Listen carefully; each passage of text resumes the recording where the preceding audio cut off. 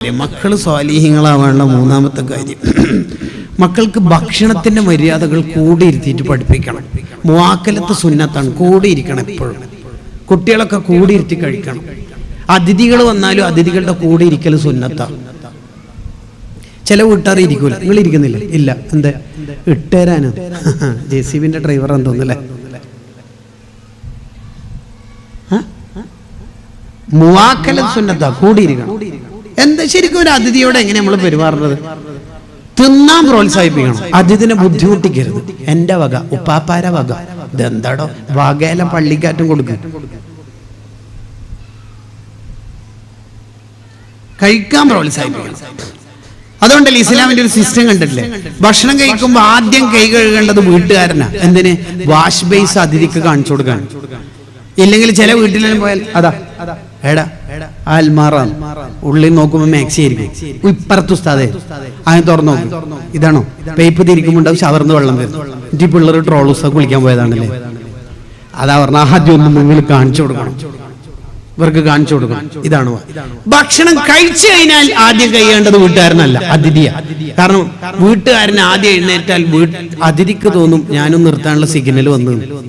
അതുകൊണ്ട് തന്നെ എഴുന്നേൽക്കുമ്പോ ഒച്ചത്തിൽ അൽഹംദുലില്ലാഹില്ലദീ അത്അമനി അങ്ങനെ ബിസ്മി അങ്ങനെ ഒച്ചത്തിൽ ചെല്ലണം. എല്ലാവരും പ്രോത്സാഹിപ്പിക്കാൻ. അൽഹംദുലില്ലാ ഒച്ചത്തിൽ ചെല്ലരുത്. എന്തിന്? എല്ലാവർക്കും തോന്നും റെഡ് സിഗ്നൽ വന്നു.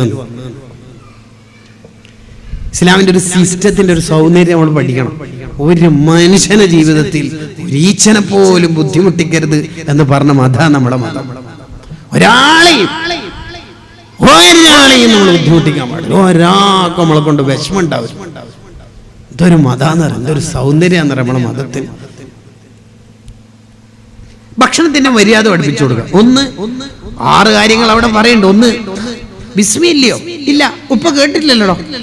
ഒരു 3-4 തവണ ഒരു 2-3 മാസം അങ്ങനെ പറഞ്ഞാൽ ഉപ്പ അഹമ്മദ് കുട്ടി മരണപ്പെട്ടിട്ട് ഈ മോനെ 65 കൊല്ലം ജീവിക്കുന്ന കാലം എത്രയും ബിസ്മി ചൊല്ലിയാൽ ആ ബിസ്മി മതി ഇയാളെ ഖബർ സ്വർഗ്ഗാവാന്.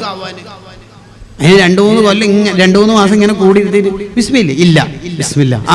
വെരി ഗുഡ്, നല്ല കുട്ടി, അങ്ങനെ പറഞ്ഞു കൊടുക്കണം.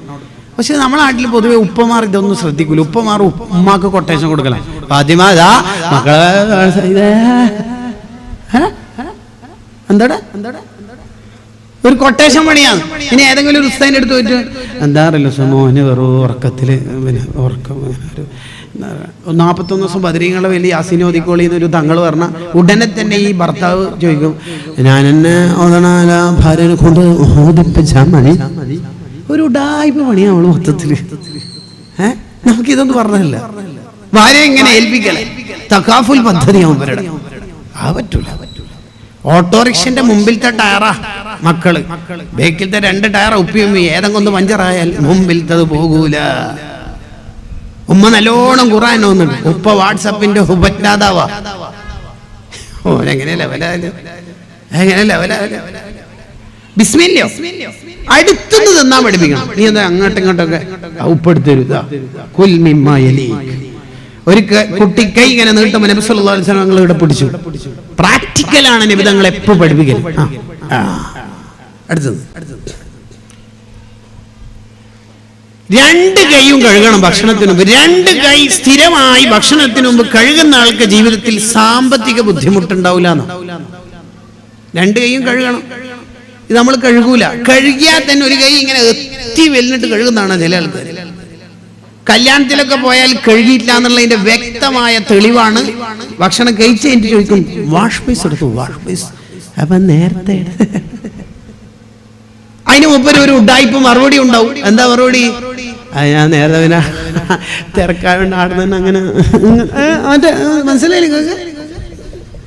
ജീരകവെള്ളം കൊണ്ട് കൈ കഴുകിയ സുന്നത്തൊന്നും കിട്ടൂല. കരിങ്ങാല വെള്ളം കൊണ്ട് കൈ കഴുകുക സുന്നത്ത് കിട്ടുമോ? ഒന്നു കൊടുക്കാൻ പറ്റുന്ന വെള്ളം കൊണ്ടാ കൈ കഴുകേണ്ടത്. ഐസ്ക്രീം കൊണ്ടും സവനപ്പ് കൊണ്ടും അല്ല കൈ കഴുകേണ്ടത്. അത് മക്കള് കാണുന്ന 2 കൈയും കഴുകുന്നത് എപ്പോഴും ശീലിക്കണം കുട്ടികൾ. പിന്നെ തുടരുന്നുണ്ട്. ഓവറായിട്ട് ഫുഡ് കഴിക്കുന്നതിനെ കുട്ടികളെ പ്രോത്സാഹിപ്പിക്കരുത്. ഭയങ്കര ഫുഡ് കഴിക്കുന്ന ആളുണ്ടാവും. സതെ എന്താണ് ദ്വാരക്കണി തീരെ ഒന്നും തിന്നൂല. ഇന്ന് ആകെ നാസ്ത ഒരു ചപ്പാത്തി തിന്നിട്ടുള്ളൂ. മറ്റവൻ അൽഹംദുലില്ലാ ജിൻസ് ഹലോ വൃത്തിയോനൊന്നും പറയേണ്ട ആവശ്യമില്ല. എത്രാം ക്ലാസ്സിൽ പഠിക്കും? LKG. ഇപ്പൊ UKG പാസ്സായി. എത്ര തിന്നിപ്പോ? അൽഹംദുലില്ലാ വൃത്തിക്ക് തിന്നുന്നുണ്ട്. ഇന്ന് തന്നെ 5 ചപ്പാത്തി. 5 ചപ്പാത്തി UKG. ഇവൻ തറവാട് വിറ്റിട്ട് പോവല്ല. ഓവർ തിന്നുന്നതിനെ കുട്ടികളെ പ്രോത്സാഹിപ്പിക്കാൻ പാടില്ല. തിന്നോണ്ടിരിക്കുക, അതിനെ പ്രോത്സാഹിപ്പിക്കരുത്. എല്ലാ ഉസ്താലിമാൻ പറയണത് നിങ്ങൾ നെയ്യ നോക്കിയോ. ഈസാറ് ത്വാമ പഠിപ്പിക്കണം. അതെന്താ കാര്യം? ഭക്ഷണം ബാക്കിയുള്ളവർക്ക് ഷെയർ ചെയ്യാൻ പഠിപ്പിക്കണം. 2 ഫ്രൈ ഉണ്ട്, ചിക്കൻ്റെ 2 ലെഗ്. ഇത്താത്തൊക്കെ കൊടുക്കണം. ഇത്താത്ത 5ാം ക്ലാസ്സിന്റെ പൊതുപരീക്ഷ നാസൈക്കാട് പോയതാ. 1 ഗ്ലാസ് വെള്ളം കുടിച്ചിട്ട് ഒറ്റ പോക്ക്. പിന്നെ പരീക്ഷ ആയാലും ഒന്നും നോക്കണം, അതവിടെ വെക്കണേ. നമുക്ക് വേറെ പൊരിച്ചു കൊടുക്കാനും ഫ്രൈ ആക്കാനൊക്കെ ഫ്രിഡ്ജിൽ ചിക്കൻ ഉണ്ടെങ്കിൽ പോലും ഈ മോനിക്ക് ജീവിതം പഠിപ്പിച്ചു കൊടുക്കണം. ജീവിതം പഠിപ്പിച്ചു കൊടുക്കണം. വളരെ പ്രധാനമാണത്. ജീവിതം പഠിപ്പിക്കണം. അപ്പൊ ഒരു 5 ചോക്ലേറ്റ് നമ്മൾ വാങ്ങാം. വീട്ടിൽ 5 മക്കളുണ്ട്. ഏട്ടന്റെ 5ന്റെ ഒക്കെ ആയിട്ട് നമ്മുടെയും നമുക്ക് 2, ഏട്ടന്റെ 2, 5 1. നമ്മളെ മോൻ്റെ കയ്യിൽ കൊടുത്തിട്ട് പറയാം, ഇതാ നിനക്കൊന്ന് ബാക്കിയുള്ളവർക്കൊക്കെ കൊടുക്കണം. ഓനെ പഠിക്കണം. ഓൻ്റെ കയ്യിൽ നിന്ന് ഇങ്ങനെ എടുത്തു കൊടുക്കുന്ന ഓൻ്റെ മനസ്സിൽ അതിങ്ങനെ പാകപ്പെടണം. അല്ലാണ്ട് എന്തല്ല ഉപ്പ മിഠായി വാങ്ങിയ ഉണ്ടല്ല, ഒന്നേ വാങ്ങിയിട്ടില്ലോ, ഉപ്പാന്റെ കീശയിലുണ്ട്, റൂമെന്ന് തരാൻ. അങ്ങനെയല്ല വേണ്ടത്. പിന്നെ എന്താ വേണ്ടത്? ആ വലിയ ഡയറി മിൽക്ക് 85 രൂപയ്ക്ക് വാങ്ങിയിട്ട് എല്ലാവർക്കും പീസ് കൊടുക്കണം പറഞ്ഞു. എന്നിട്ട് ഇങ്ങനെ നോക്കുക, ഓൻ എന്താ ചെയ്യണത് നോക്കുന്നത് എനിക്ക് തിരിയരുത്. നല്ല മോൻ. അല്ലാണ്ട് എന്തു പറയരുത്? ഒരു ചോക്ലേറ്റ് ഉണ്ട്, നീ ഇങ്ങോട്ടോ എൻ്റെ ജീൻസിൻ്റെ വേക്കിൽ കിശയിലിട്ടാനോ മേലെ റൂമിൽ പോയിട്ട് ഡ്രസ്സ് ഇടുന്ന കൊട്ടൻ്റെ വേക്കിൽ നിന്ന് ഒളിച്ചിട്ട് തിന്നിട്ട് വന്ന് വരുമ്പോൾ ടിഷ്യൂവിനെ കൊണ്ട് മുഖം തോർത്തിയിട്ട് വാ. എന്തുകൊണ്ടാണ് ചിരിക്കുന്നത്? എനിക്ക് തന്നെ തിരിയുന്നുണ്ട് കേട്ടോ. ഇങ്ങനെയൊന്നും കുട്ടികളെ പഠിപ്പിക്കരുത്. ഓൻ പെരും കള്ളനായി മാറും. സ്വാർത്ഥതയായി പോകും എൻ്റെ ജീവിതത്തിൽ. ഹസ്ദാലിമാൻ പറഞ്ഞ് 20 കാര്യം നിങ്ങൾ എങ്ങനെയെങ്കിലും എവിടുന്നെങ്കിലും ഉസ്താദ്മാരുടെ അടുത്തൊന്ന് പഠിച്ചു നോക്കിയേ.